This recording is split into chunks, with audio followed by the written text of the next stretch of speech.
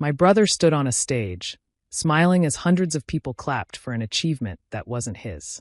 He accepted the biggest award of his career using my work, looked straight at me from across the ballroom, and acted as if I didn't exist. He believed he had taken my future forever. What he didn't know was that the truth was only a few minutes away from changing everything. Stick with me while I share my story, and if it touches you, don't forget to support our channel by hitting that subscribe button, dropping a like, and sharing it with the people you care about. My name is Aloan Mercer, and this happened in Colorado. If you looked at my family from the outside, you would probably think we were close. We celebrated birthdays together, spent holidays under the same roof, and smiled for family photos. But pictures never showed what was really happening. My older brother, Blaze Mercer, was always the favorite child. No matter what he did, my parents found a way to praise him. If he earned an average grade in school, they called him brilliant. If I brought home perfect grades, they simply nodded and asked what I planned to do next. After a while, I stopped expecting them to notice my hard work. As we grew older, nothing changed. Blaze was always the one everyone talked about. I became the quiet daughter who solved problems without asking for attention. Whenever something needed to be done, I was expected to handle it without complaining. I convinced myself that if I kept working hard, one day my efforts would finally speak for themselves. That belief stayed with me when I started working as an engineer. I loved solving difficult problems and creating better systems. Long hours never scared me because I truly enjoyed my work. Every challenge pushed me to learn something new, and every small success reminded me why I had chosen this career. Life took an unexpected turn when Blaze joined the same engineering company. I wasn't excited about it, but I hoped we could finally work together as adults instead of competing like we had growing up. I wanted to believe that our childhood was behind us. Not long after, I was given the chance to work on a project that could change everything for my career. It was the biggest opportunity one had ever received. I poured my heart into it, spending countless evenings refining every detail because I believed this project could finally earn the recognition I had spent my entire life working toward. The project quickly became the center of my life. Every morning I arrived before most people, and many nights I was the last person to leave the office. I filled notebooks with ideas, tested different designs, and fixed problems that no one else even noticed. It was exhausting, but every step forward made me feel closer to proving myself. Blaze was assigned to the same project, but our work habits couldn't have been more different. He liked attending meetings, talking confidently, and making everyone laugh. When it came to the actual work, he usually disappeared. He would stop by my desk, ask a few questions, and leave before doing anything useful. I kept telling myself that he would eventually start helping. One evening he walked into my office carrying 2 cups of coffee. He smiled and said he wanted us to succeed together. It was the first time in years that he sounded like a supportive brother instead of someone trying to compete with me. I wanted to believe him. As the deadline got closer, he began asking to see my latest designs. He said it would help him understand the project better before upcoming meetings. Since we were both listed on the team, I didn't think much about it. I opened my files, explained my research, and even shared early drafts that only a few people inside the company had seen. Looking back now, I wish I had been more careful. At the time, I never imagined my own brother would use my trust against me. Whenever I solved a difficult problem, Blaze congratulated me and told me we were making great progress. Those words made me feel like we were finally building the kind of relationship I had wanted for years. For the first time, I thought we were working as partners instead of rivals. Our parents noticed that we were spending more time together. They seemed happy and told everyone that their children were finally becoming a strong team. Hearing that gave me hope. Maybe everything was changing. Maybe all those painful years were finally behind us. The project continued to grow stronger with every passing week. My confidence grew because I knew exactly how much effort I had invested in it. I believed that when the company reviewed the final results, they would see the truth through the quality of the work itself. I never imagined that the person standing closest to me was quietly preparing to take everything I had worked so hard to build. I was focused on finishing the project the right way, while Blaze was already thinking about something completely different. I had no idea that my biggest challenge wasn't the project itself. It was the brother I had finally chosen to trust again. A few weeks before the company's annual Innovation Awards, I was checking some internal documents to make sure everything had been processed correctly. I wasn't looking for anything unusual. I simply wanted to confirm that the project had been submitted on time. Then I saw something that made my heart stop. The final submission listed only one creator: Blaze Mercer. I stared at the screen, hoping I had opened the wrong file. I searched again, but every document showed the same thing. My name was gone. Every record that connected me to the project had been removed from the official submission. It was as if I had never worked on it at all. My hands were shaking as I walked to Blaze's office. I closed the door behind me and asked him to explain what I had just found. He didn't look surprised. Instead, he leaned back in his chair with a calm smile and said, "I was wondering when you'd figure it out." I asked him if he had really submitted my work as his own. He didn't deny it. He simply said the company needed someone who could confidently represent the project. Then he looked directly at me and said something I will never forget. "No one is going to believe you created something this important." For a moment, I couldn't even speak. I had trusted him with everything. I shared my work because he was my brother. I never imagined he would steal months of effort without feeling guilty. I left his office feeling completely numb. That evening, I drove to my parents' house because I thought they would finally see how wrong he had been. I explained everything and expected them to be shocked. Instead, they defended him. My father quietly said that Blaze had always been better at presenting ideas. My mother nodded and told me that people naturally listened to him. She even suggested that maybe this outcome was better for everyone because he knew how to impress executives. I couldn't believe what I was hearing.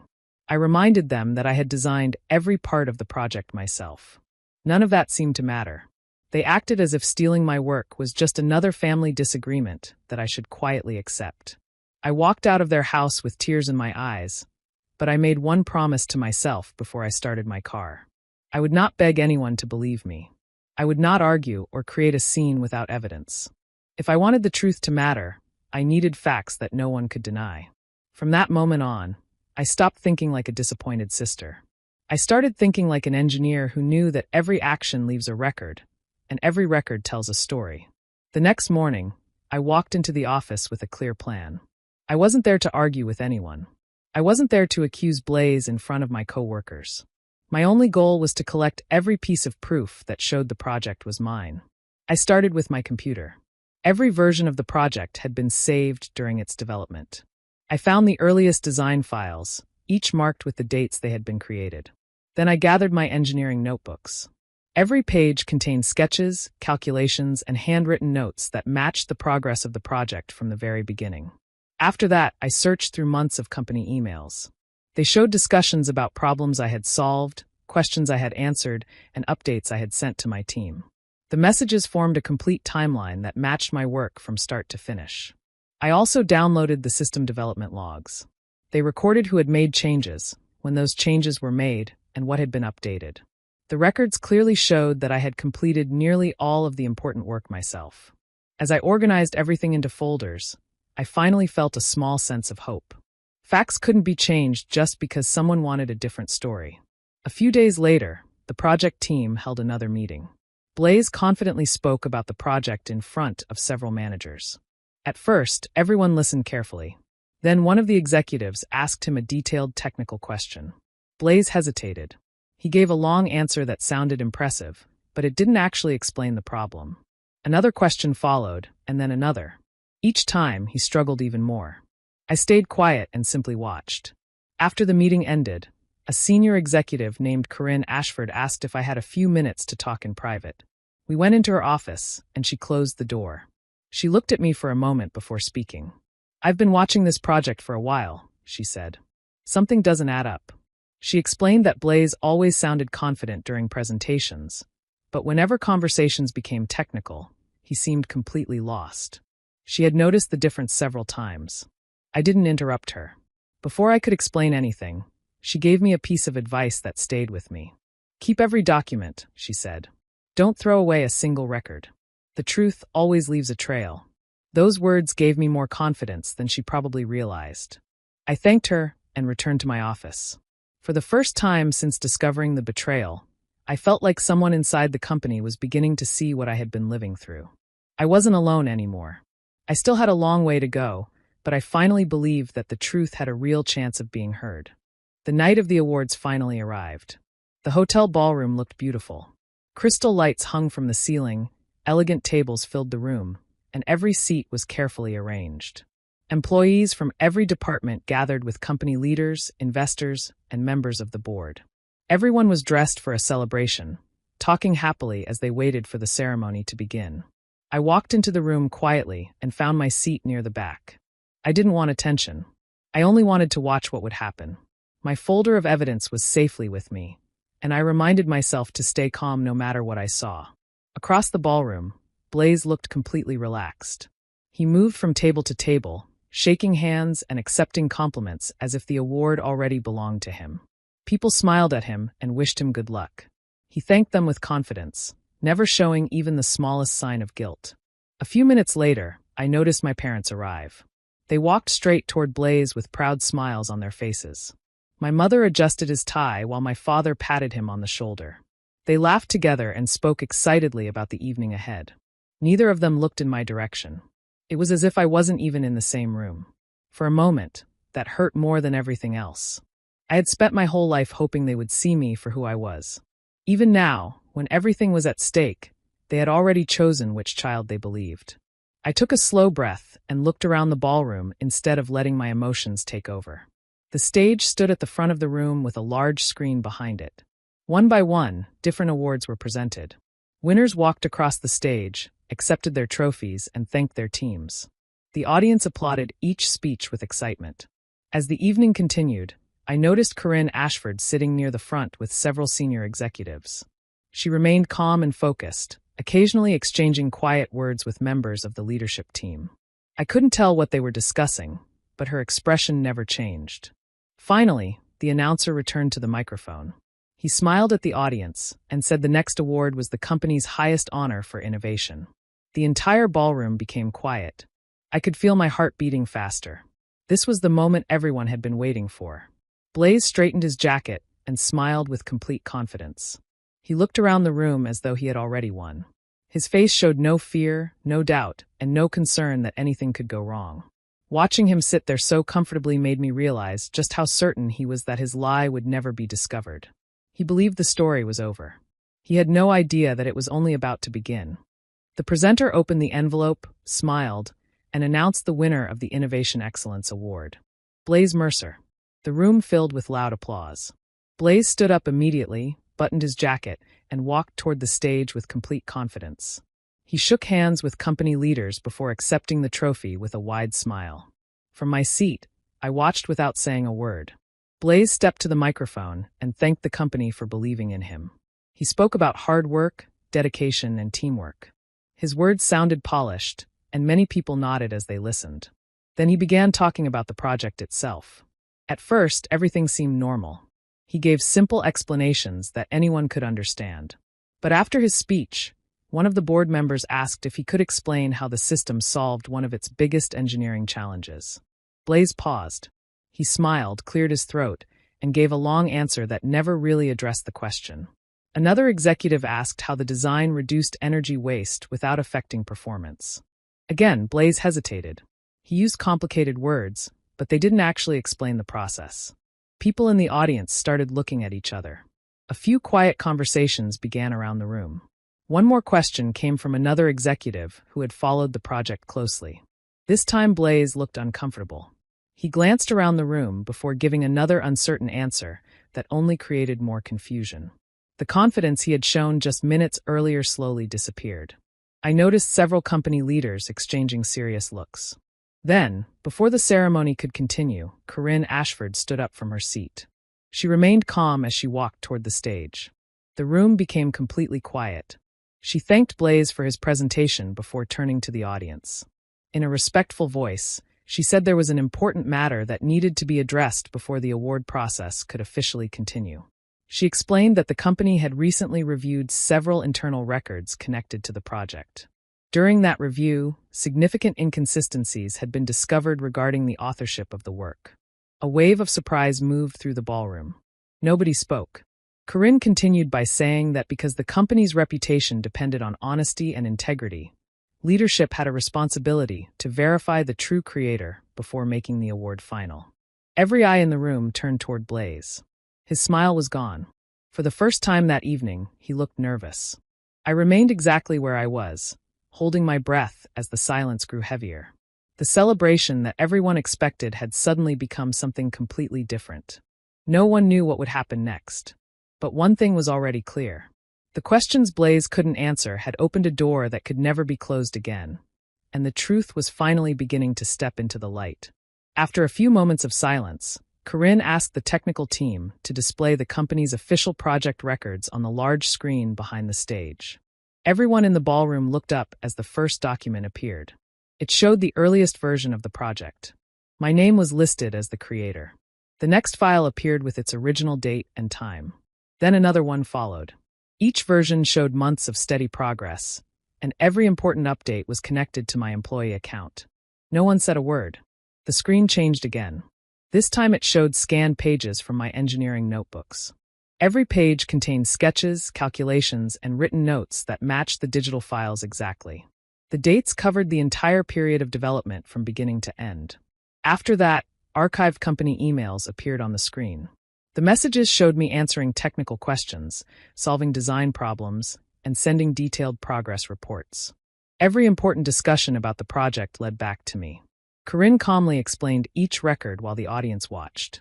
Then several members of our engineering team were invited to speak. One coworker said I had spent months leading the technical work every single day. Another explained that whenever difficult problems came up, everyone came to me because I understood the system better than anyone else. A third coworker shared that most late evenings in the office, I was still working while many others had already gone home. No one had been asked to memorize a story. They simply described what they had personally seen. Each statement matched the documents already displayed on the screen. The room became heavier with every new piece of evidence.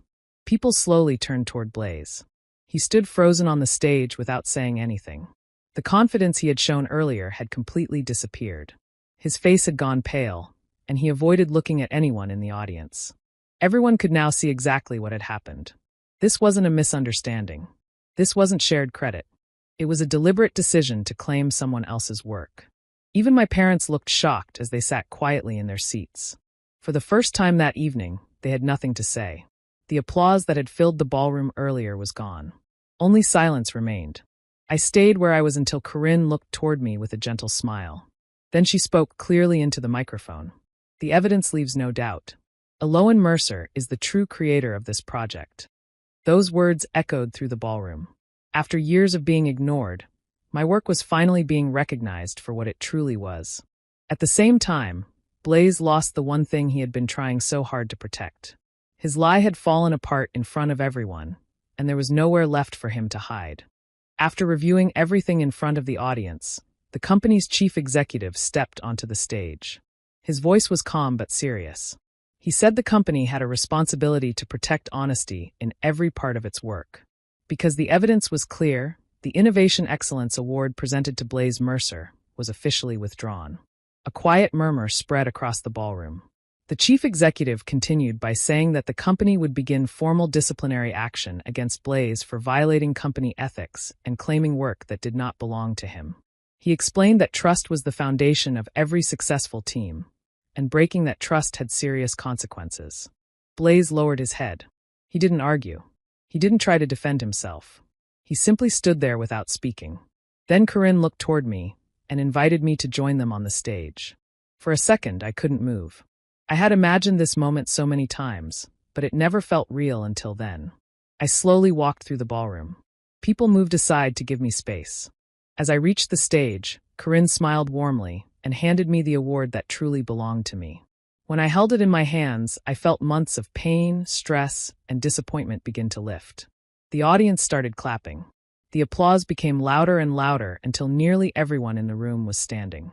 I looked across the ballroom and saw people smiling with respect instead of pity. When the room became quiet again, I stepped up to the microphone. I thanked the company for taking the time to find the truth instead of accepting the easiest answer. Then I thanked the co-workers who had spoken honestly when it mattered most.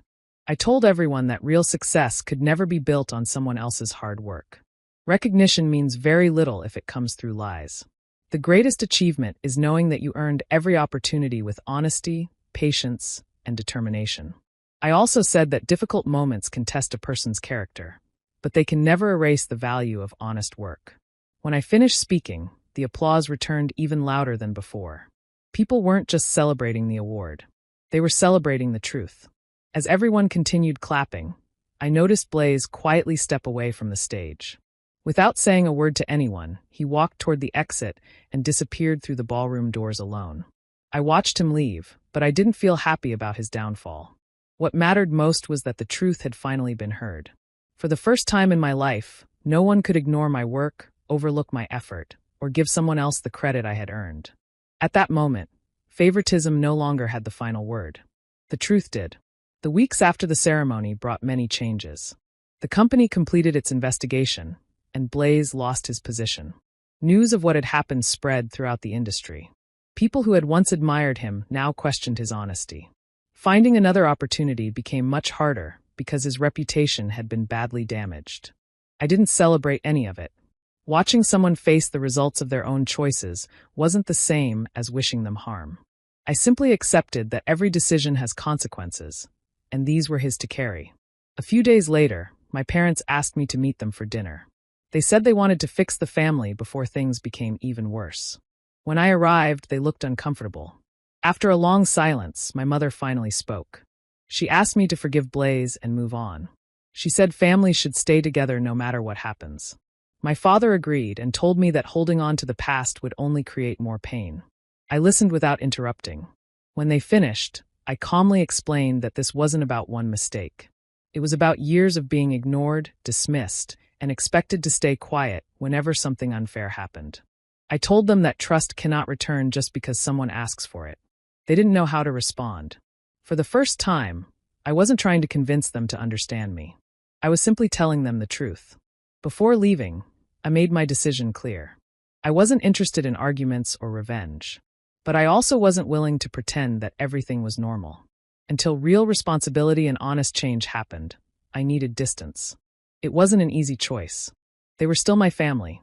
Even so, protecting my peace had become more important than protecting old habits. As the days passed, I focused on myself instead of looking back. I returned to work with a clearer mind than I had felt in years. The weight I had carried for so long was finally beginning to disappear. One afternoon, Corinne invited me into her office. She told me the company had been watching not only my technical skills, but also the way I handled a very difficult situation with patience and professionalism. Then she offered me a new leadership role. I would oversee future innovation projects and help guide younger engineers as they developed new ideas. I accepted with gratitude. The opportunity meant far more than a promotion. It showed that honesty, hard work, and quiet determination had finally been recognized. For years, I believed I had to fight for every bit of respect. Now I understood something different. The right people had been paying attention all along. I no longer needed to prove my worth to those who refused to see it. My energy was better spent building a future filled with people who valued truth, trust, and integrity. Months passed, and life slowly settled into a new rhythm. My days were no longer filled with stress or uncertainty. Instead, they were focused on building something meaningful. The team I was given responsibility for started working on new ideas that aimed to improve both company systems and community support programs. It felt different this time because I wasn't just completing tasks. I was guiding people, helping them grow, and shaping projects that could actually make a real impact. Every morning I walked into the office with a sense of purpose. My team trusted me, and I trusted them. We discussed ideas openly, tested solutions carefully, and learned from every mistake instead of hiding it. The environment felt honest, and that made the work stronger. As time went on, our projects began to gain attention. Not because of loud claims or big promises, but because of the results we delivered. The technology we created started being used in real-world systems, helping reduce waste and improve efficiency in ways that could be measured and seen. I stayed away from anything that reminded me of the past. I didn't need to look back anymore. My focus was forward, on building something that couldn't be taken away or rewritten by someone else's actions. One evening, after a long day at work, I stayed in the office a little longer than usual. The building was quiet, and I sat near the window watching the lights outside. For the first time, I thought about everything that had happened without feeling anger or sadness. What I realized surprised me. The award, the recognition, even the moment on stage, none of that was the real victory. Those were just outcomes. The real victory was something deeper. It was the decision I made not to give up on myself when everything felt unfair. It was choosing truth over silence, even when staying silent would have been easier. That choice changed everything that came after it. I understood now that betrayal can hurt, but it cannot define a person unless they allow it to. What matters most is how you respond when things fall apart. If you stay honest, if you keep working, and if you refuse to become what hurt you, then even the darkest moments can lead you somewhere better. Before leaving the office that night, I made one final reflection. Success built on lies disappears, no matter how strong it looks at first. But success built on honesty stays, even when no one is watching. If there is one thing I want anyone hearing my story to remember, it is this. Justice may take time, and truth may stay hidden for a while, but both always find their way forward in the end. And when they do, they are stronger than anything built on deception.